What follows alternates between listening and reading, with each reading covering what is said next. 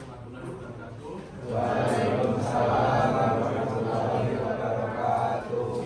Hari ini terjadwal mata kuliah manajemen proyek dan di mana kita sudah memasuki di minggu ke-16 yang dimana ini nanti kita akan meringkap materi pembelajaran kita dari pertemuan 1 sampai pertemuan 15. Nanti teman-teman kalau misalkan ada yang perlu ditanyakan dari minggu-minggu kemarin, nanti silahkan ditanyakan saja. Kalau misalkan ada yang masih bingung dan masih perlu ditanyakan. Oke, sebelum lanjut nanti kita absen dulu ya.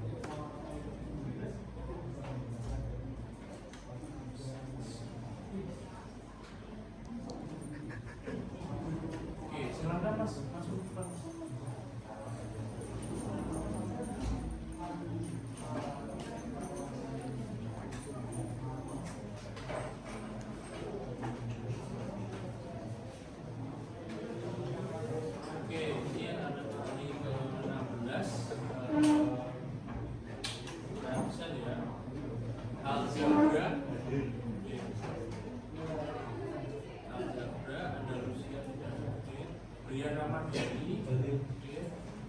Daniel Wahyu Santosa, Dedi Pramuditya, Dewi Mufidah Intan, Malik Layali Akbar, Paris Sisi juga belum. Gali Laksono Wibowo, Dedi Sapitri, Ivan Fauzi, Intan Khalifatus Sufi, Jonathan Putra Wibisono, Olid Nurdea, Muhammad Bagus, Muhammad Nazrul Zaman, Frans Yuwono, Muhammad Andi Saputra, Farhan Pratama, Muhammad Nur Fadila, Nadine Aulia Faiza, Nanda Hajini Iyas, India Putri, Panca Paramanata, Prabowoki, Rizky Rahmatullah, Riko Akbar Santosa, Sena Gunapika, Suci Lailatul Utami, Segar Gulananda, Yustika, Zaki Indra. Sudah masuk di sini kan?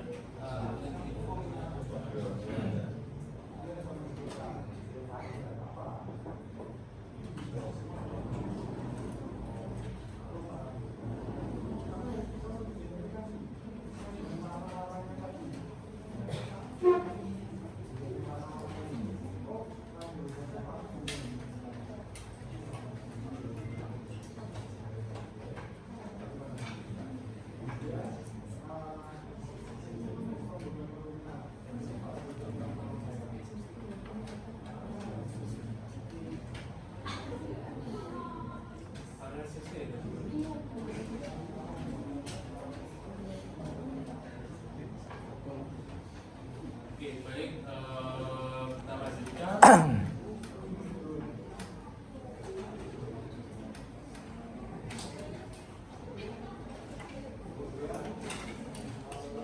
Oke, sedikit merekap dari subjek MK1, yaitu yang pertama kemarin kan kita membahas tentang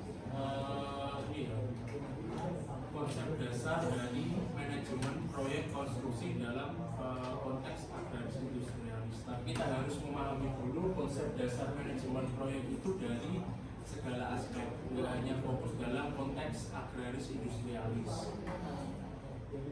Oke, untuk konsep dasar dari manajemen proyek ada yang ditanyakan. Kemarin kan sudah membahas tentang ini ya. Yang pertama itu ada biaya, mutu, dan juga waktu. Nah kemarin itu memang 3 aspek itu menjadi 3 indikator utama dari suatu proyek dikatakan berhasil, dan juga ditambah dengan K3. K3 itu yaitu tidak ada kecelakaan kerja sama sekali. Nah kemarin tugas pertemuan 1 sudah mengerjakan semua belum? Oke, di materi pertemuan kedua yaitu ada perencanaan, ruang lingkup, dan work breakdown structure. Itu intinya di perencanaan ruang lingkup itu adalah ruang lingkup apa saja yang harus dikerjakan di suatu proyek konstruksi. Nah lalu kemarin masuk ke subjek PMK 2 yaitu mahasiswa mampu menyusun jadwal proyek analisis biaya serta laporan manajemen proyek menggunakan aplikasi. Minimal harus bisa menggunakan Microsoft Excel, karena memang ini ya nanti outputnya di lapangan nanti teman-teman itu sebelum PKL itu minimal sudah harus bisa. Yang pertama AutoCAD itu paling minimal AutoCAD, dan juga yang kedua ada Microsoft Excel. Harus bisa baca gambar, lalu juga bisa menghitung Excel. Itu memang di sini AutoCAD ada yang belum bisa, maksudnya belum tahu cara mengoperasikannya. Minimal buat dinar itu ada yang belum bisa. Ada nggak? Kalau maksudnya nanti ini kan kemarin di semester berapa ya? Kayaknya ada mata kuliah menggambar ya. Semester 1, 2 ya. Nah itu kemarin memang belum dijelaskan secara detail atau mungkin ada kendala. Wah, dari kemarin siapa?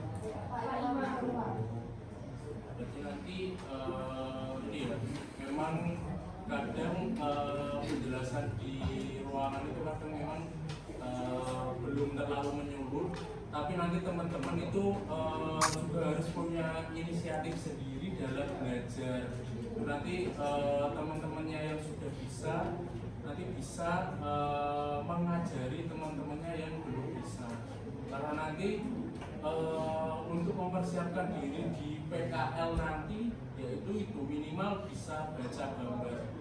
Nanti kan kalau misalkan di sana nanti dari pimpinan proyeknya minta tolong hitungkan ini, tolong gambarkan ini, tolong ubah data di sana. Misalkan kolomnya yang sebelumnya ada 10, ternyata setelah dihitung kolomnya itu nambah lagi. Nah, itu kan nanti akan merubah struktur kolomnya. Itu nanti mungkin nanti juga akan digambar ulang atau mungkin bisa direncanakan dari awal lagi. Itu nanti mungkin job desk teman-teman nanti di situ. Jadi kalau bisa itu nanti harus mempelajari AutoCAD. Ya memang kadang itu ya kita harus sadar diri kalau memang belum bisa. Jadi nanti bisa dipelajari lagi lebih lanjut sendiri. Kemarin saya juga sempat ngobrol-ngobrol dari teman-teman yang di sini juga. Kemarin juga ada yang sudah nyoba-nyoba pakai Revit. Itu tadi ya memang kalau Revit sendiri itu apa ya, laptopnya kadang memang belum memadai karena memang membutuhkan spesifikasi yang sangat tinggi. Itu memang di teknik sipil khususnya penggunaan software tersebut memang seringkali membantu ya, sangat membantu dalam pelaksanaan pekerjaan kita, baik dari nanti perencanaan, lalu di pelaksanaan nanti juga ada nanti di pengawasan, itu juga akan membantu dalam pelaksanaan pekerjaan kita. Nah makanya minimal yang paling harus dipelajari itu tadi AutoCAD, karena nanti di lapangan teman-teman gak hanya cuma bisa tahu gambar dan juga nggak cuma sekedar tahu aja, dan juga harus bisa bisa menggambar. Karena di teknik sipil khususnya kalau kita di manajemen proyek, skill menggambar itu juga akan menentukan bagaimana nanti pengaplikasian di lapangan. Kadang kan kita menggambar itu nggak serta-merta itu gambar yang kita gambar itu bisa diaplikasikan di lapangan. Terkadang terjadi miss dalam menggambar. Contoh misalkan setelah dihitung itu kita merencanakan bagian depannya itu melengkung atau gimana. Nah tapi pada kenyataannya di lapangan itu tidak bisa dikerjakan.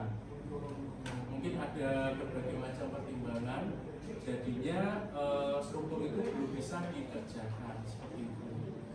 Dari Dispada itu diingat-ingat walaupun nggak ada ujian lisan ataupun apa, tetap dibaca ya materinya. Karena nanti itu ya juga mungkin nanti bisa membantu teman-teman dalam pemahaman lebih lanjut terkait pekerjaan di lapangan. Karena inti dari semua teknik sipil yaitu adalah di manajemen proyeknya sebenarnya. Makanya kita diminta paham dan mengerti dan juga bisa melakukan itu tadi berbagai macam pekerjaan.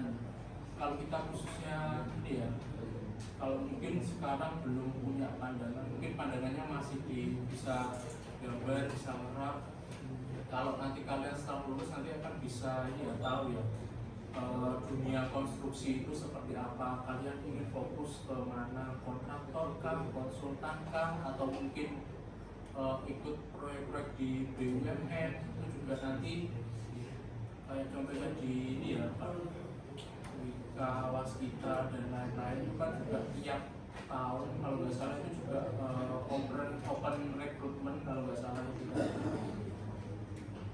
Seperti kalau di sini ya proyek-proyek di tol mungkin atau di bendungan-bendungan itu juga proyek dari kementerian.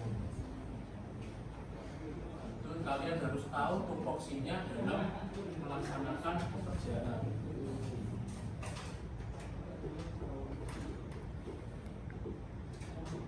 Ini tadi, lalu di yang terakhir ada di sub CPF K4, mahasiswa mampu menyusun tentang rencana pengendalian proyek waktu biaya mutu K3 dan lingkungan. Nah ini yang kemarin yang terakhir yaitu kita membahas tentang analisis dampak lingkungan di proyek UKL, UPL atau AMDAL kontekstual.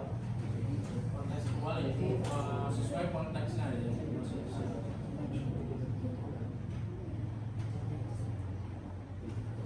Oke, dari AMDAL kemarin ada yang ditanyakan nggak?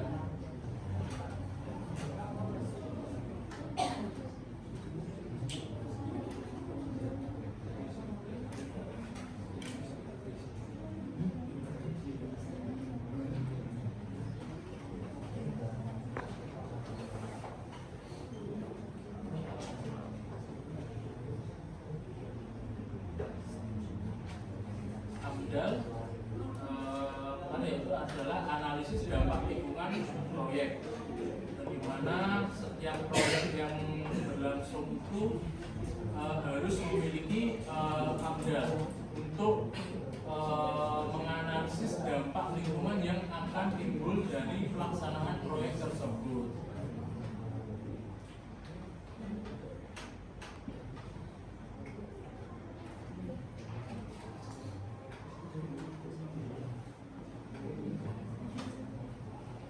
Selanjutnya di pertemuan 11 kemarin kita membahas tentang strategi mitigasi risiko teknis dan lingkungan.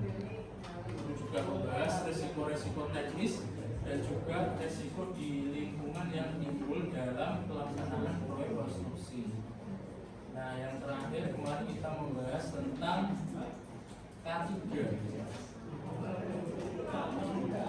Oke, masih ingat K3 kemarin apa saja? Ini kemarin materinya baru diberikan. K3 kemarin apa saja yang pertama? Dari atas, dalam proyek. Terus yang kedua, Terus yang ketiga ada sepatu safety.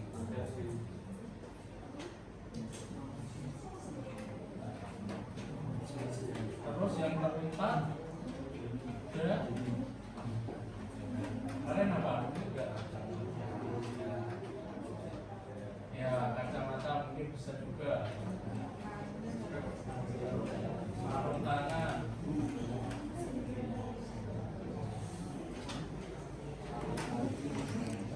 Terus yang pakai di badan kalau misalnya mengerjakan di ketinggian ini apa? Atau body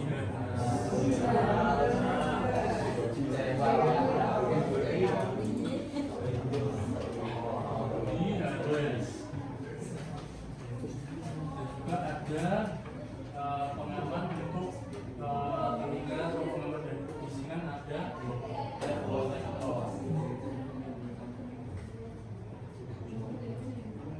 lagi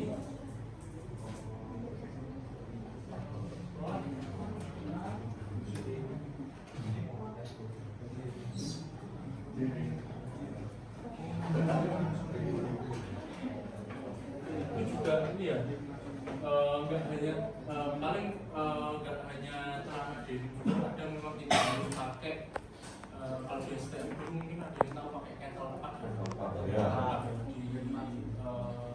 Apa namanya kalau istilahnya di bengkel pakai kettle pack untuk ya minimalisir terjadinya kalau misalkan di sipil pun itu juga harus memperhitungkan keselamatannya itu.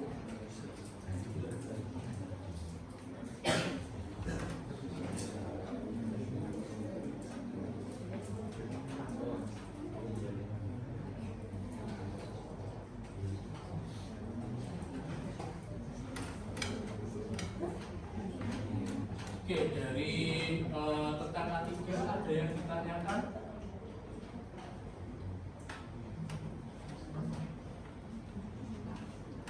Ada yang ditanyakan nggak? Rekan A3.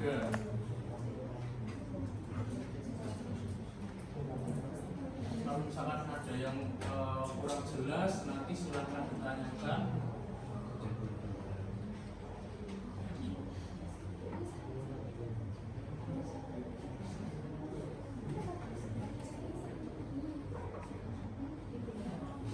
Mungkin hampir sama ya, kalau misalkan nanti kerja itu minimal dari apa namanya, dari lokasi proyek itu juga masuk dalam juga dari misalkan rambu-rambu pengaman itu juga masuk dalam mitigasi risiko K3 juga. Makanya kalau misalkan di contoh nih ya proyek jalan tol ini dari jauh-jauh misalkan lokasinya 100 meter sebelum di sana itu biasanya ada rambu-rambu yang menunjukkan bahwa di dekat situ ada proyek konstruksi. Itu harus ada, itu juga menjadi minimal keselamatan yang harus diterapkan di lapangan.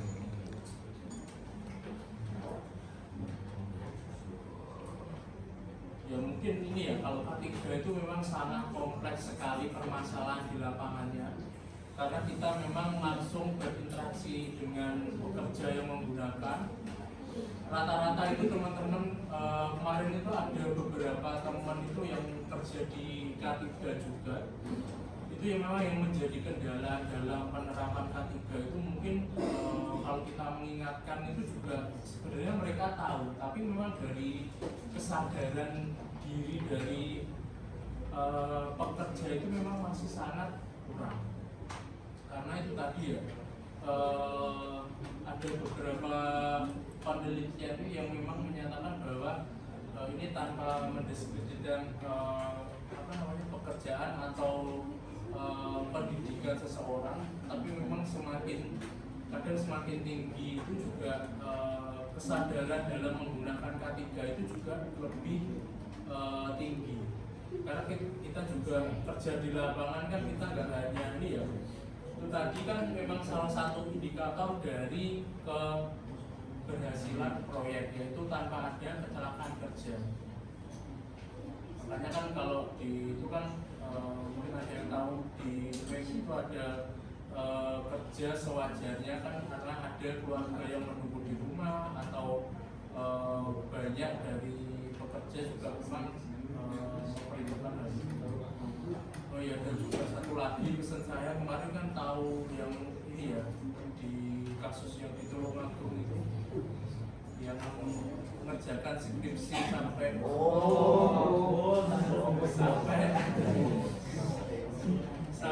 ini ya, sampai ya mungkin itu satu karena faktor kelelahan juga.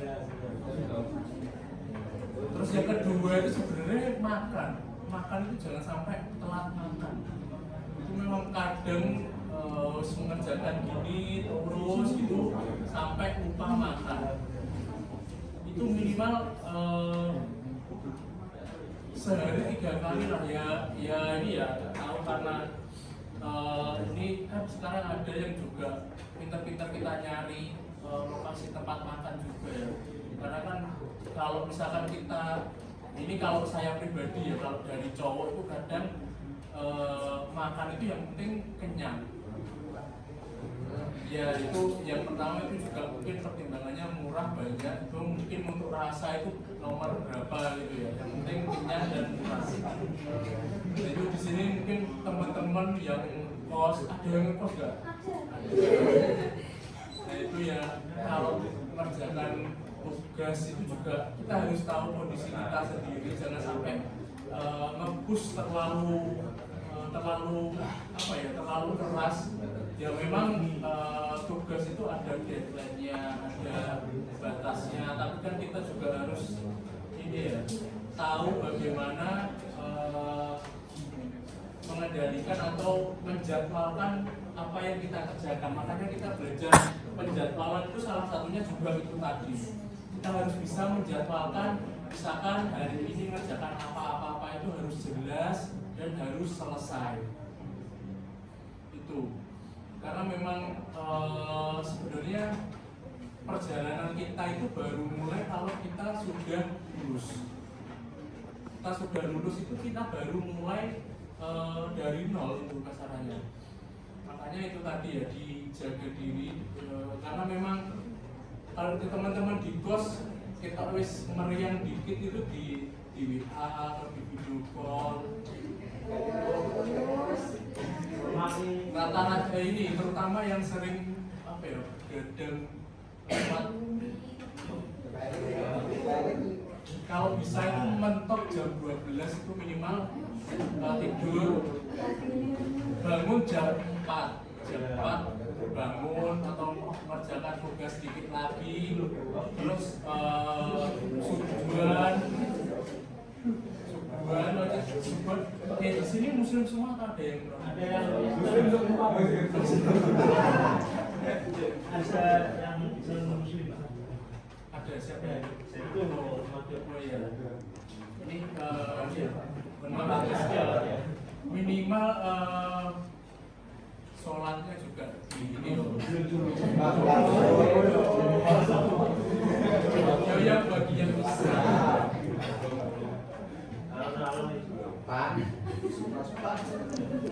Ya, jangan sampai push terlalu banget. Teman-temannya yang kos itu terutama tetap makan sangat dijaga. Saya dulu juga pernah kos, kadang memang males keluar buat cari makan. Juga memang kadang ini ya, kadang jadi salah satu penyakit anak kos itu, kadang males keluar cari makan. Mau pesen online juga kadang lebih mahal.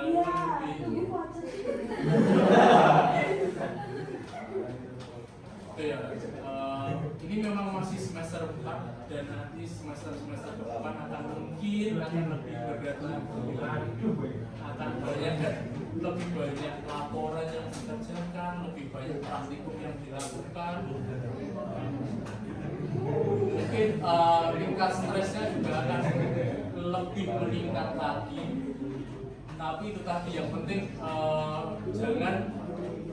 jangan saling menjatuhkan ya antara satu teman dengan teman yang lain, karena nanti teman-teman satu kelas kalian ini nanti yang mungkin akan ketemu lagi di lapangan. Terus ini pengalaman saya ya, rata-rata di proyek sekitaran Karsiden, Kediri, Nganjuk, Kediri, Tulungagung, Galek, Blitar, dan lain-lain itu ketemunya mesti itu lagi. Kadang itu saya juga kemarin pernah pas waktu dulu di proyek itu saya mengawasi pekerjaan dulu teman kuliah saya. Itu kan kalau misalkan di kuliah dulu enak, apa itu nanti koordinasinya juga akan lebih enak. Tapi jangan dimanfaatkan untuk hal yang negatif, misalkan pengen koncone terus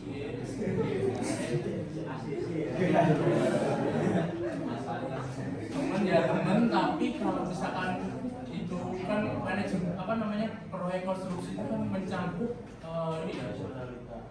profesionalitas juga, dan juga itu kan akan digunakan banyak orang juga. Itu nanti juga misalkan kalau ada apa-apa nanti akan berefek ke kita juga. Seperti itu. Karena kan tahu juga masuk bumi lewat jalur proyek itu kan juga banyak kan sekarang. Itu juga harus dihindari juga. Oke, mungkin sebelum saya akhiri ada yang ditanyakan.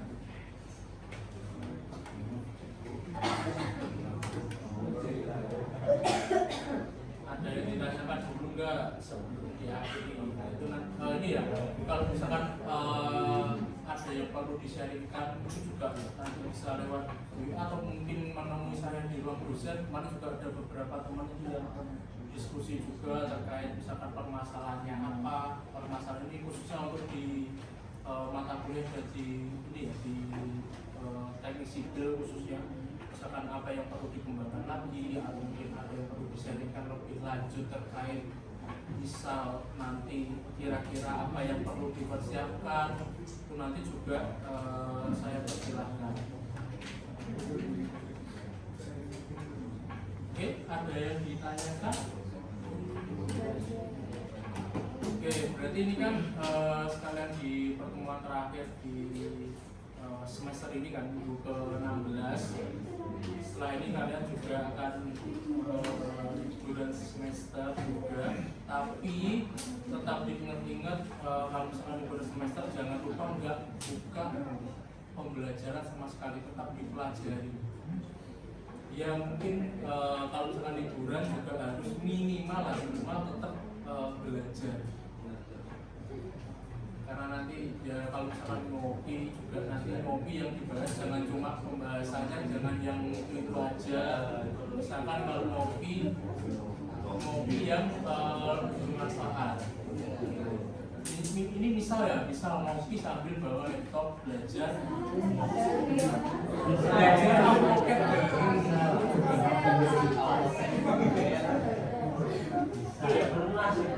pocket pernah, tapi dia ajakan yang dikerjakan. Iya.